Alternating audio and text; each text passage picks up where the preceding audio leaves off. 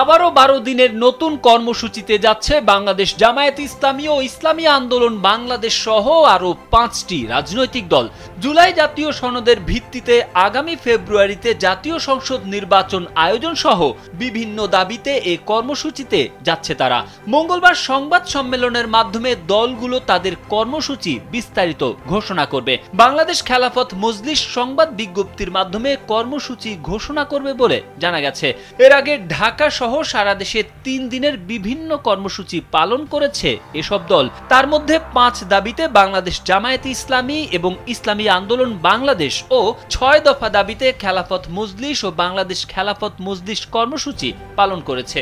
অক্টোবরের প্রথমার্ধে শুরু হতে যাওয়া নতুন কর্মসূচিতে সেমিনার, মতবিনিময়, গণসংযোগ সহ বিক্ষোভের কর্মসূচি আসতে পারে বলে জানা গেছে, যা চলবে 12 দিন পর্যন্ত।